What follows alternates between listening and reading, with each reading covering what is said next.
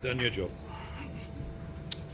Thank you, Robin. Thank you for inviting me. Thank you to the entire team of Times of India for having us here on this very, very important topic. But before I begin, I'd like to start with a video that I want to play for you. This is the video where Hyderabad was recently recognized as the world's green city in Seoul. Just wanted to play that video for you, and then we take it from there. Hyderabad, a city with an iconic heritage. Besides advancing in technology, innovation and infrastructure, Hyderabad is also transforming into the world's #1 eco-friendly city, meeting the UN Sustainable Development Goals. Hyderabad was awarded Tree City of the World twice for the years 2020 and 2021 by FAO and Arbor Day Foundation. Now, Hyderabad, the capital city of Telangana, wins another laurel. Hyderabad beats Paris, Montreal, Mexico City, Buenos Aires, Melbourne, while competing with 57 entries from over 40 cities across 24 countries, and won the World Green City Award 2022 and Living Green for Economic Recovery and Inclusive Growth Award by the International Association of Horticulture Producers. AIPH celebrates this fantastic achievement. For the city of Hyderabad, we can confidently say that Hyderabad is a world leader in nature-oriented approaches to city design, form and function, says Mr. Tim Briarcliffe, Secretary General, AIPH. The credit for this remarkable achievement goes to the champion of greenery, Honorable Chief Minister Shri K. Chandrasekhar Rao, and his government for the various green initiatives and environment-friendly policies, particularly Telangana Ku Haritaharam, the brainchild of the Honorable Chief Minister and the world's third largest human endeavor in afforestation. With progressive policies, thoughtful leadership and inspiring governance over the last 8 years, Telangana, the youngest state in India, is leading the country with its path-breaking initiatives. This award is a great honor and glory for the city, for the state and for the nation. Thank you.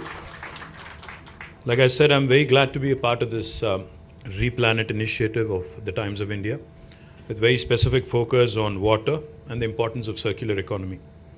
This topic assumes a lot of significance, and there's a lot of topical significance with reference to urban areas, and me being the Urban Development Minister, I also wanted to share with you a few things that we have attempted, and a few things where we have succeeded, and also areas where we are still working on in terms of ensuring that our cities, which have turned into heat islands and have become single biggest contributor to carbon emissions, have to be tackled. And this is something that I say not just as a Minister for Urban Development, but also as a very concerned citizen and as a concerned father who's worried about the future generations as well.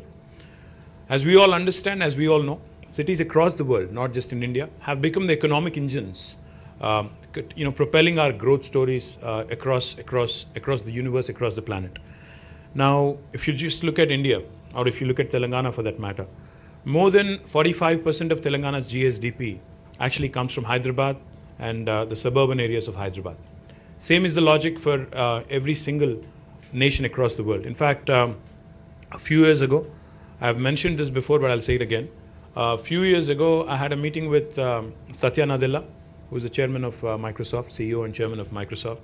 So when I was sharing with him that Telangana is a very urban state and a large chunk of our revenue actually comes from urban pockets, Satya shared something very insightful and interesting.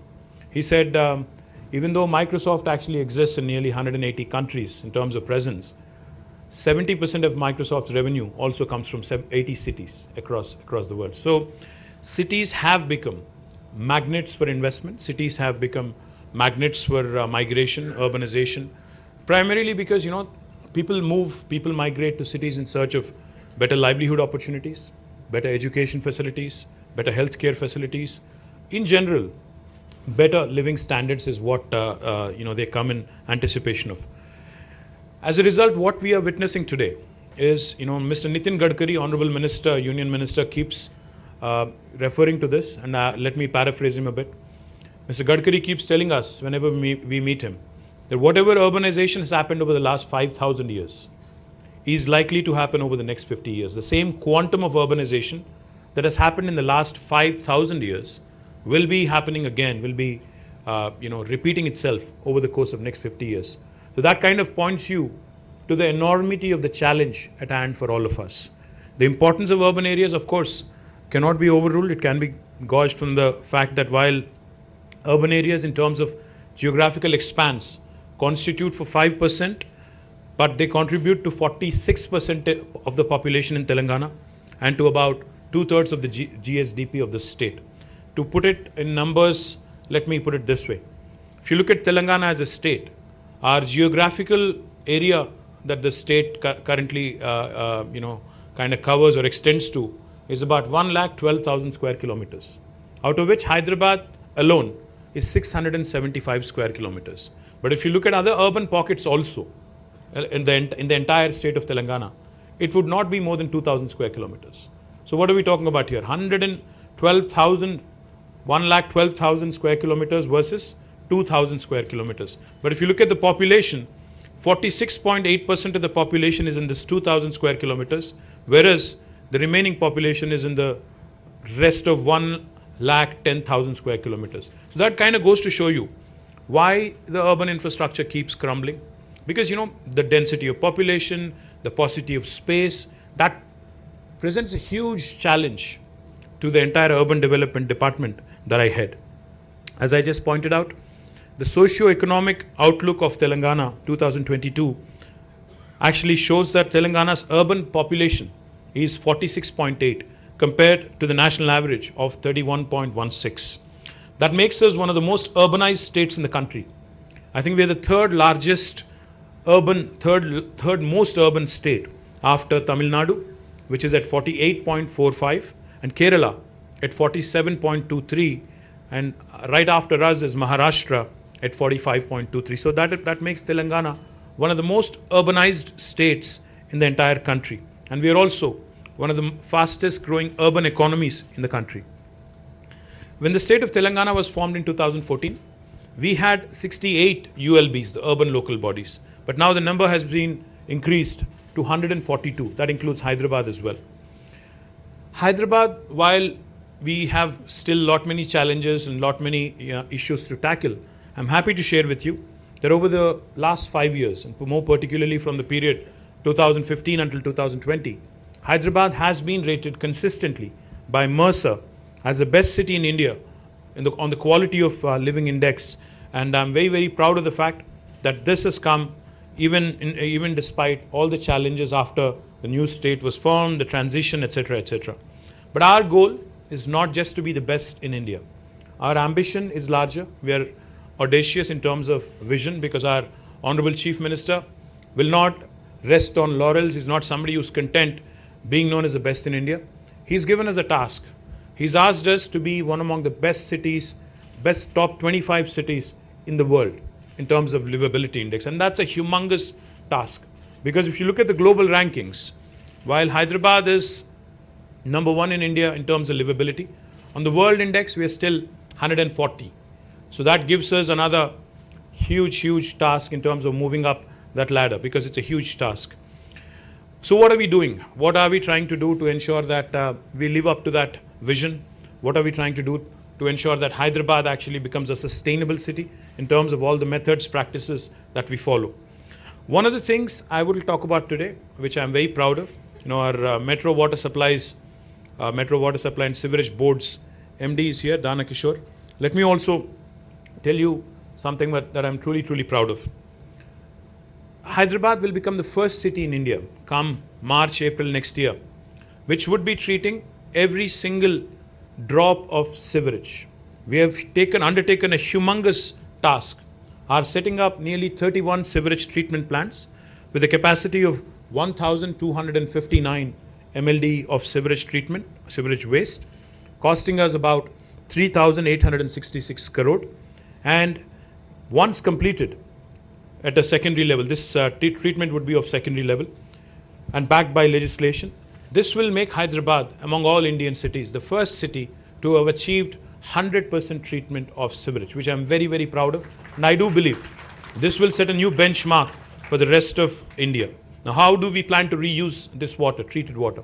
We plan to reuse in construction, because construction is happening very, very aggressively across the city and also neighboring areas. We plan to mandate utilization of treated water by all the builders and construction companies, and we also will be using it for landscaping activities and horticulture activities. We could potentially also, in fact, use this water, treated water, to cool the furnaces and thermal plants and to do a number of other things as well. The second important intervention that I would like to talk about is effective management of surplus runoff water, especially during floods in Hyderabad. You know, a lot of people complain, a lot of people talk about how cities in India, cities across the world are not equipped, fully to handle flood-like situations. Robin talked about climate change. Climate change, global warming was a topic that we used to read about in newspapers. Look at it, glance at it for a minute, and then used to say, okay, this is not my concern. This possibly is happening elsewhere in the world, not in my backyard. That was the approach earlier. But now, we all know climate change is real. It's already knocking on your doors. It's already at your doorstep. It's affecting all of us. As a person who's involved in public life, as a policy maker, I've been witnessing some very disturbing changes across different seasons. We are now accustomed to unseasonal rains in October. And we are also accustomed to, unfortunately, late arrival of monsoons. We are also accustomed to cloudbursts. And we are accustomed to 45, 46 degrees temperatures in summer. Now, these are unusual patterns. These are exceptional patterns. But looks like exception is going to become the norm. Expecting the unexpected is going to be the challenge for governments. I cannot take cover, I cannot take an excuse to my citizens stating that cloudburst and unseasonal rain, unprecedented rain has resulted in a flood-like situation, which may be the reality. But I don't think the citizens are going to accept that sort of an explanation in future anymore. So therefore, in Hyderabad, we have started on an important task, because no city in the world can of course deal with cloudbursts or torrential rains, but the least we can do is to prepare as well as we can, equip ourselves as well as we can. And so therefore, we have undertaken a very detailed study. A company called Shah Consultants based in Pune has undertaken this study. The hydrological map of Telangana, hydrological map of Hyderabad has been prepared. We have mapped surface runoff flows, micro basins of drainages, blockade points, and what needs to be done to address the issue on a permanent basis. Out of this, we have actually formulated a new idea called a Strategic Nala Development Program, SNDP. Happy to share with you that this Nala development, which has started with about 1,000 crores of initial estimates, has been going well. Of course, there's a long, long way to go. But I do believe that we have made some few decisions, and few important projects have been kicked off in the right direction. The third thing I'd like to talk about is solid waste management. When this government came into office in 2014, the total waste collection, municipal solid waste collection in the city of Hyderabad was about 3,500 metric tons per day. But today, that has increased to 6,000 metric tons per day. And what we have done in the last 8 years is, we have come out with a policy on ensuring not just municipal solid waste, but all kinds of waste, construction and demolition waste, liquid waste, which is sewage, also biological waste, and e-waste. All of these forms of waste are being processed diligently, are being processed scientifically to ensure Hyderabad becomes a benchmark and Hyderabad becomes a leading example of how a city can function. Now, let me elaborate a bit on municipal solid waste. We have in fact commissioned a 20 megawatt plant, South India's largest municipal waste to energy plant in Jawahar Nagar Corporation, which is very close to Hyderabad. Not only have we commissioned a 20 megawatt waste to energy plant, we are also building another 28 megawatts of capacity at this plant, which will consume all the dry waste. All the wet waste will be converted into compost, and it will be sold to farmers as fertilizer. The wet waste, the dry waste will be converted into power. Beyond this 48 megawatts of municipal waste to energy, we are also contemplating setting up another 20 megawatt plant. Altogether, this will take our capacities to nearly 68, I think 72, I believe, altogether. And this will ensure that 100% of all the dry waste in Hyderabad is converted or incinerated into energy. The other thing I'm very proud of also, Telangana in its municipalities, 142 municipalities, will be completing a very unique program called as the FSTP, the fecal sludge treatment plants. Human waste that's excreted is also now being processed, is also now being handled in a scientific fashion, and we are ensuring that on a modular basis, all municipalities by the end of next fiscal will be having a fecal sludge treatment plant. We've already completed this in 68 municipalities. We're also trying to cover the remaining by the end of this fiscal. Let me also quickly talk about some heritage restoration that we're very, very proud of, in Hyderabad. Recently as yesterday, I think it was, you may have seen a clipping in Times of India as well. In fact, I thank the entire team of Times of India for running a brilliant piece on heritage conservation and what needs to be done by the state, by the people, by the citizens, etc. I'm very proud that two of very important monuments, the step wells in Quli Qutub Shah tombs have been recognized by UNESCO, and so has the Domakonda Fort in Kamareddy district. Both of these have been recognized by UNESCO as World Heritage Monuments, but our ambition is larger. We want Hyderabad to be recognized as a World Heritage City, and we are working diligently towards it. Let me talk a bit about restoration of heritage structures that we have done as have been involved in as a government. One of the things I'm very proud about is the restoration of Mozum Zahi Market, which has once again regained its lost glory. Because I remember as a kid, as a student, I used to frequent the Mozum Zahi Market. It is famous for its market, and also I don't know how many of you have had famous ice cream there. It is truly famous. You should try it if you haven't. Likewise, the clock tower at Mehboob Chowk, Sultan Bazaar, the CSI Church, Ram Gopal Pet Police Station at Monda Market, and Shah Ali Banda. All of these are being restored. We've also done Kaman restoration at Maula Ali Kaman, Char Kaman at Charminar, and Bansilal Pet Kaman at Secunderabad. I'm also happy to announce that restoration of step wells. I'm happy Kalpana Ramesh is here. She's been doing some pioneering work in restoration of step wells. Bapu Ghat, where she was also involved, her team was involved. Bansilal Pet, my compliments to you, Kalpana, and the entire team of municipal administration and others who have worked together. Gachi Bauli, Victoria Memorial School, Goshala, 6 step wells which have been restored by the Aga Khan Foundation at Quli Qutub Shahi Tombs, and 2 step wells at Narayanpet and 1 at Chautuppal. The initiative, which started at a small scale with the cooperation of Rainwater NGO, is now fast becoming a public movement, and a lot of people are taking pride in the restoration that has been done. In addition, we've also taken up some restoration works at Ashur Khana, Hussaini Alam, Darbar Hall, Khoti Women's College, and restoration of Quli Qutub Shahi Tombs. Our upcoming restoration works also include reconstruction of Mehboob Chowk, popularly known as the Murgi Khana or Murgi Chowk, Sardar Mahal, Julu Kaman, Lad Bazaar, Miralam Mandi, State Central Library, Sheikpet Sarai, and Khurshid Zahi Devdi. These are some of the few. In fact, Hyderabad has about 218 heritage structures, both private and public. Our ambition, our goal, is to ensure that each of these structures is diligently restored and maintained for the benefit of our future generations. We're very confident. I can go on with a number of such initiatives, but we are very, very confident that with all these initiatives, by way of creating a circular economy, by focusing on sustainability, by ensuring that we also conserve our heritage structures, we will qualify to be among the list of UNESCO cities for World Heritage, as a World Heritage City. We've already been recognized by UNESCO in their list of cities for gastronomy. As you all know, Hyderabad's biryani is truly, truly world famous. So we have been recognized by UNESCO among the list of gastronomical cities popular for gastronomy.